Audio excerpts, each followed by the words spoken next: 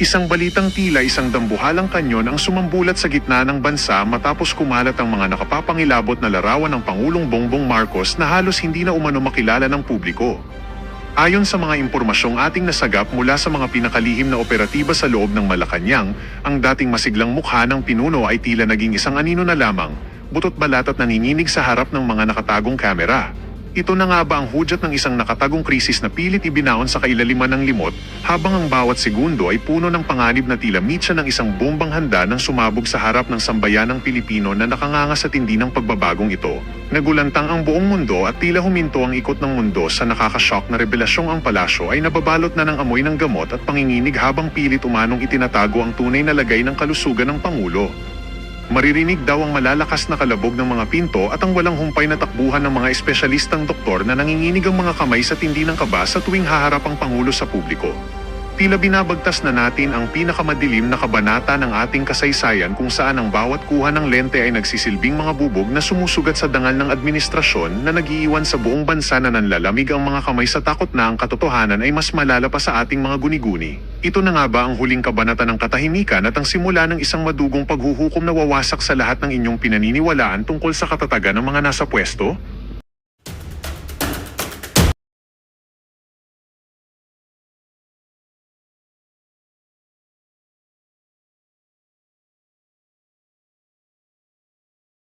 Tapos, itong mga kontra, nako, siyempre, nagwawala.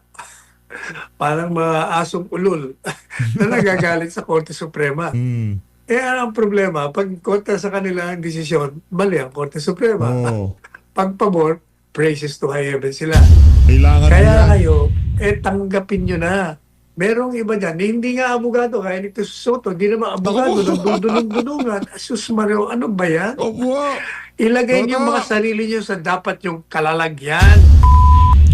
Nako, yari ho dito si Marcos Jr. Hinahanap na ho siya ng sambayan ng Pilipino. Mamaya na ho natin pasadahan yan kay Attorney Salvador Panelo na yan. Unahin na ho muna natin itong kay Sir Jing Paras dito kay Sir Eli Solidar. Na kung saan pinag-usapan ho nila yung mga usapin ngayon sa social media kung kumusta na nga ba ang lagay nitong si Marcos Jr. Marami ho tayong nababasa sa social media na kung saan kung hindi talaga life-threatening yan at maaga nilang na-discover yung diverticulitis na yan, dapat makapunta siya doon sa mga programang dapat niyang daluhin ng personal. Kaso sa mga nakalipas na araw, ang nakikita ho nating nagpupunta, itong si Ralph Recto. Kaya naman, kung bago lang ho kayo sa PH Update, isang like at isang subscribe. Masaya na ho tayo dyan sa mga gusto sumali sa ating community. Yung join button, nandiyan lang ho sa baba. Diverticulitis ba yan? O colon cancer? Ako, hindi ho natin ninanasa na magkaroon ng kung sino man ng mga sakit na yan dahil napakalubha at napakasakit ho ng mga sakit na yan. Kaya naman kung ano man ang pinagdadaanan na yan itong si Marcos Jr., dapat daanan na niya ng mabilis. Tayo hindi ho tayo nagnanasa na gusto natin na ika nga yung torch ibigay niya kay BP Sara yung tipong makita niya na papasok sa Malacanang itong si BP Sara. Ngayon kung ayaw niya na talaga, okay lang naman ho, no? Talagang itong si Marcos Jr. Ngayon pa lang, ibigay na niya ang torch dito kay Vice President Sara Duterte para hindi na siya mahirapan. Anak ng toko, hirap na dahil sa dahil sa hirap na hirap siyang maging pangulo, hindi niya kayang maging pangulo, hindi siya marunong maging pangulo. Ang ika nga nakukompromiso dito sa bayan ng Pilipino, hindi yung kung sino pa man. Sa bayan ng Pilipino ang napeperwisyo diyan sa kapalpakan ng presidente na to. Kaya naman, kung gusto niya nang yumao, wala nang problema yan. Pero kung gusto niya niyang ibigay kay BP Sara, dapat ibigay niya na sa lalong madaling panahon. Pero tayo dito sa PH Update, ika nga, kung ano man ang kapalaran nitong si Marcos Jr., hindi ho natin pipigilan yan. Kung kapalaran niya ma-impeach, nabagok yung mga congressman, nahimasmasa sila na puro kapalpakan ang ginagawa ng presidente na to, bigla ho nilang in-impeach, mainam. Ngayon, na-realize niya na mas importante pala yung health niya, kaysa sa pagiging pangulo niya. Yarin lamang ang dami na nilang nanakaw sa pamahalaan, pwede na ho silang magpahinga. Magpahingang habang buhay, magpahingang pansamantala, wala ho tayong pakialam dyan. Ang gusto natin kung maaari, si BP Sara na presidente. Heto, pakinggan natin itong si Sir Elo Siludar at itong si Kong Jing Paras. Girl. Muli magandang araw. Ito po ang Iparas kay Paras. Ako pa rin Paras po si kay Elo Paras. Siludar. Kasama natin si Secretary Jing Paras. Jing, magandang araw. Magandang araw, paring Eli. Magandang araw po, mga kababayan. lalo na yung ating mga kababayan naghirap ngayon, yung kanilang pamilya dahil yung mga kanilang mga kamag-anak ay nasa abroad, lalo na yung sa Macau, sa Hong Kong, sa China, in the light of this conflict between China and the Philippines. Siyempre, nanganganib yung ating mga kababayan. So, we are very sympathetic to the causes of these people na hindi natin malalaman kung ano ang direksyon na tatahakan itong ikangay grandstanding ng mga ibang senadors. Although, sinasabi na daw ng Malacanang, di natin kung si Marcos ba ang nagpapalakad ngayon ng Malacanang, they will not daw advocate for the execution of that persona non grata statement, so to speak, no? Oh, okay. So, ngayon, mga kababayan, abalang-abala or nadi-disturb ang ating mga taong bayan dito sa issue ng kalagayan ni Presidente Marcos Jr. Yung kalubhaan or ano bang tawag natin dyan? Yung kanyang dinaramdam na sakit. Pinapalabas nila na ito lang ay simple lang na daw na diverticulitis. Unang-una, ano ba yung diverticulitis? Ipakita muna natin kung ano yung description ng sakit na ito. Hindi nila masasabi na hindi ito severe. Kasi na-hospital Yes, Ha? At mismo si Pangulo Marcos Jr. Inamin niya na talagang, ako nakita ko rin sa video, pumayat ho siya, no? Pumayat. At, dahil ilang araw din yung gamutan dito dahil sa diverticulitis. Pero kayo ba, mga kababayan, naniniwala ba kayo doon sa video na ang kakausapin ni President Marcos, yung minor employee na hindi pa pinagkatiwalaan ng mga tao, yung si Lucaret Castro? Kasi kung ako magpapakita sa taong bayan, kung may katotohanan yung ako ay gumaling na, I will, the first one to know is my primus inter pares, who is the executive secretary. Bakit doon sa underling ko magpapakita? So, maraming nagsasabi ngayon na baka AI lang yon o kaya dinugtong lang yung picture ni Claire Castro na nagsasalita at saka picture ni Marcos. So, wala pa talagang kasiguraduhan until makita natin si Marcos in a platform, in a forum where he will address the nation. Di ba? Ito bang diverticulitis is a serious disease? Nasaan yung natin tapero? Pero ngayon na Sec Jing, binabanggit na Malacanang na kasi 'di ba hinihili na maglabas ng medical bulletin ang Malacanang, pero sabi kasi nasa constitution kung seryoso lang. Na obligado ang presidente na siya mismo or through the executive secretary or through the cabinet assembled na yung kanyang state of health must be divulged to the public. Hindi yung kay Claire Castro. Sino ba itong Lucaret Castro na ito na siya ang magbubulgar? Hindi, she's not even one of those mentioned in the Constitution. Ito, base sa Section 12 of the Constitution, obligado si Marcos dito. In case of serious illness of the President, the public shall be informed of the state of his health. The members of the cabinet in charge of national security, in foreign relations, and the chief of staff of the armed forces of the Philippines shall not be denied access to the President during the illness. Oh. So, ito ay mandato sa konstitusyon that the cabinet in charge of security and the one that is in charge of foreign relation. So, this means the Secretary of National, Defense.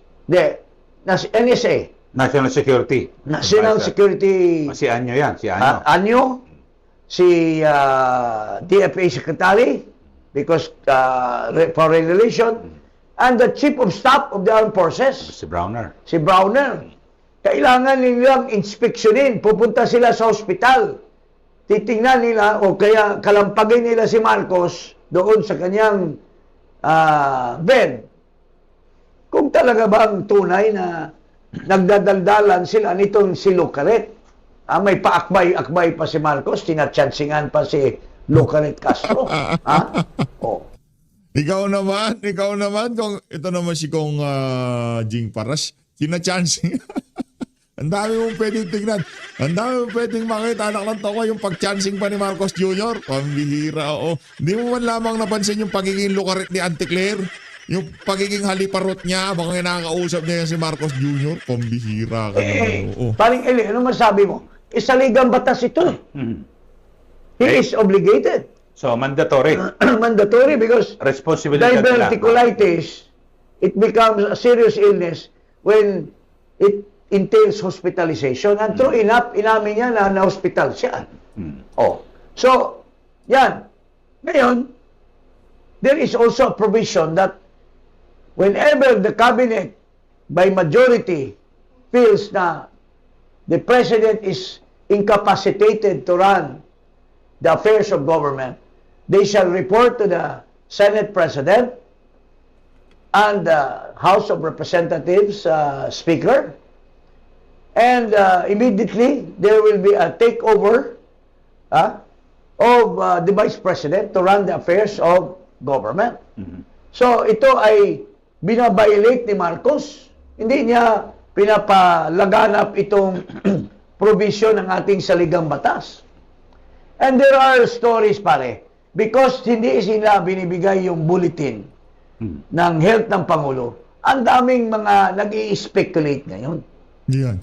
In fact, kagabi lamang, nasa Cebu po ako, may mga tao doon na who claim to have access to a doctor in the hospital where he is confined.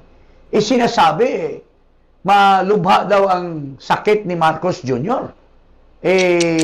Cancer of the colon. Nako! Matindi yan. Terminal yan. Hindi tayo naniniwala, pero pinag-usap-usapan ito. And this is creating danger to our country. Because if the president is incapacitated, he fails to run the country in a situation where our country is suffering so much from corruption, from economic disaster, from so much inflation, and the dollar's relationship to the peso is so valuable. Will have a reverberating effect on our export and import.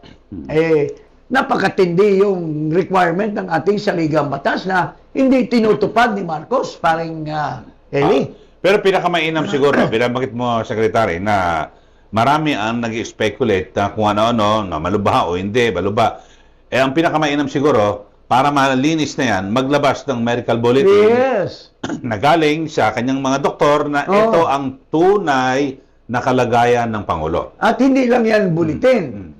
Yung requirement sa Section 12 na the Security Cabinet Secretary, the Department of Foreign Affairs for Foreign Relations, and the Chief of Staff of the Armed Forces. Para hindi lang manggagaling sa doktor, kasi baka mamaya sabihin ni Marcos, mga doktor kayo, binabayaran ko kayo, huwag kayong So, kailangan, lalo na dito sa ating Secretary Anyo, So, para Hindi sa naman impeachment siguro- yan, Sek. Ha? Kailan verified yung medical, Verified. Oo, verified yung medical. Hindi medical yung, bulletin. hindi yung, sabi-sabi lang. At ang magsasabi yung sinungaling na fake news parati, yung si Lucaret Castro.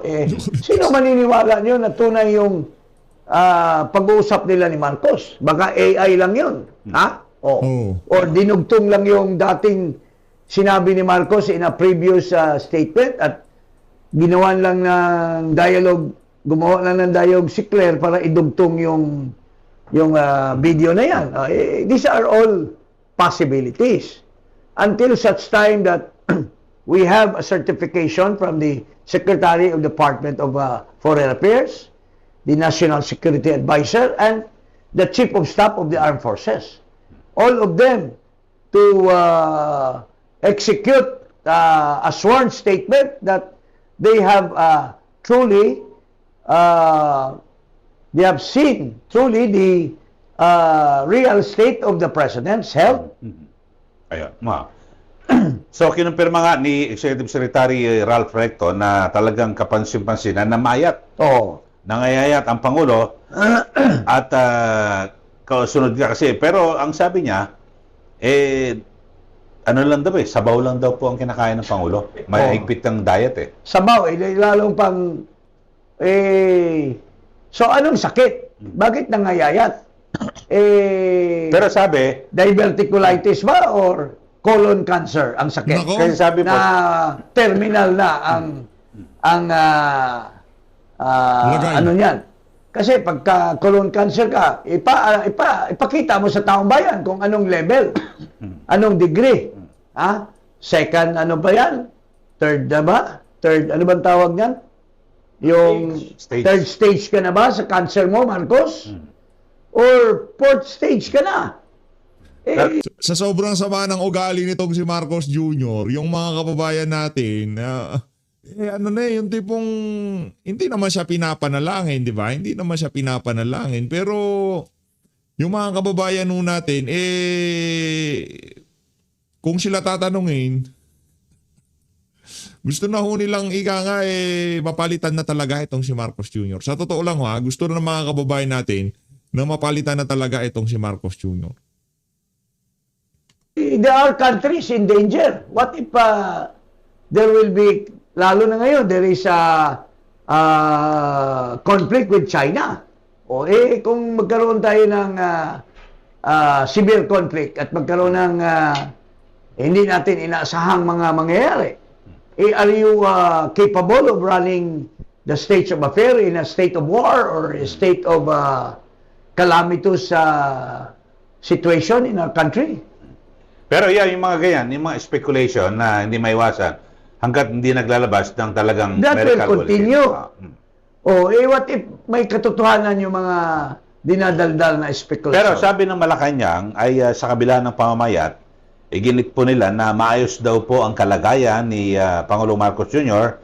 at hindi raw life-threatening yung kanyang sakit. At patuloy umanong gumaganap sa tungkulin. Paano natin ang masasabing Pangulo. hindi life-threatening kung colon cancer yung sakit? Kasi sa colon itong diverticulitis kung butas-butas na yung mga portion ng colon mo, tapos maski magamot ka, kung cancer yan, nag-metastasize na sa ibang portion ng body mo, hindi natin alam, di ba? Paring Eli.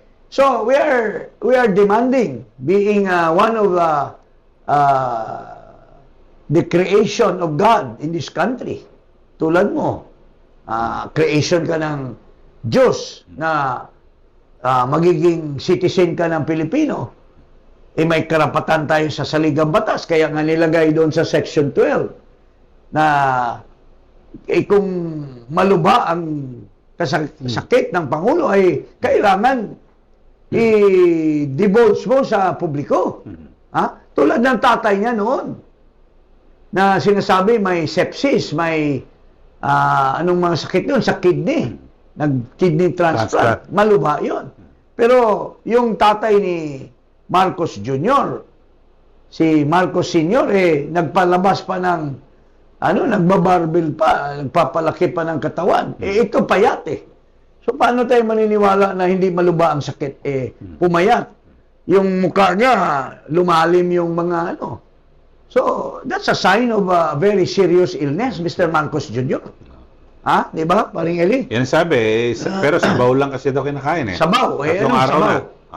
Sabaw, So, soft diet siya. soft diet. Lalong papayat yan kung soft diet. Tulungan niyo akong mapabuti ang kanyang kalagayan. Tulungan niyo akong matulungan siya. Hindi niya ako kalaban. Ang kalaban niya ay ang sarili niya. At nadadamay ang bansa sa laban na yan.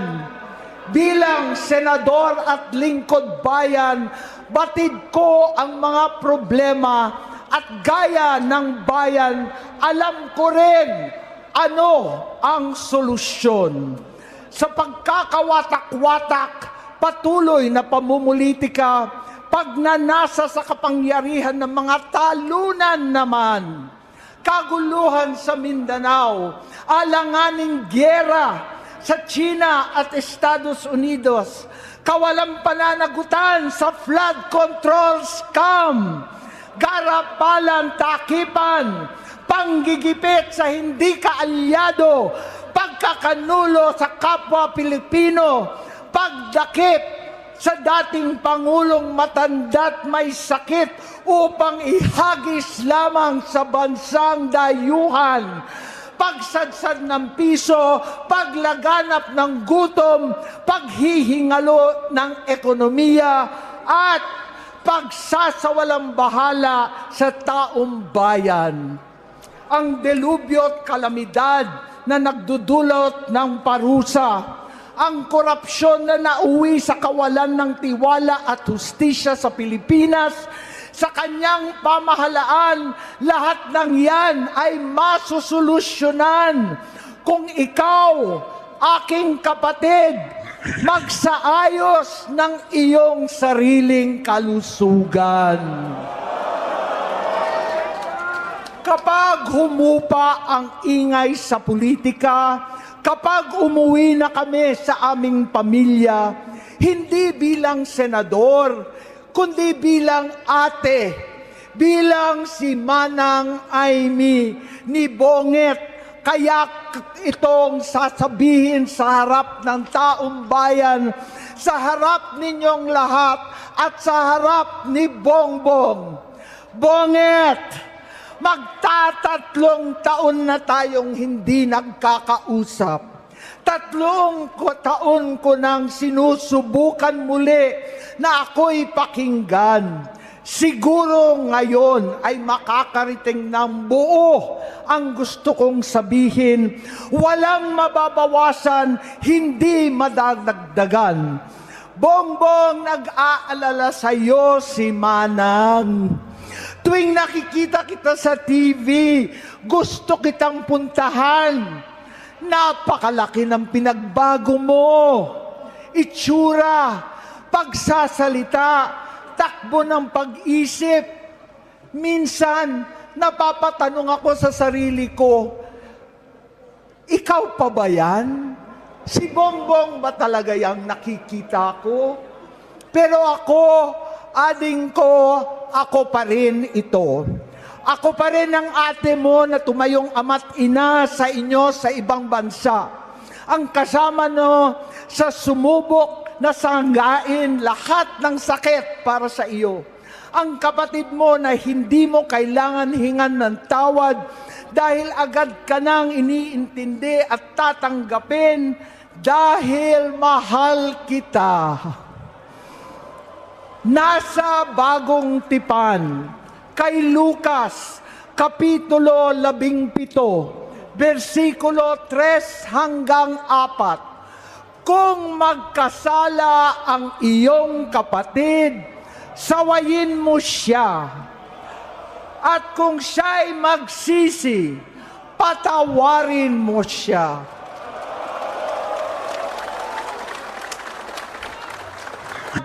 Hindi ko kakayanin kung mapapahamak ka.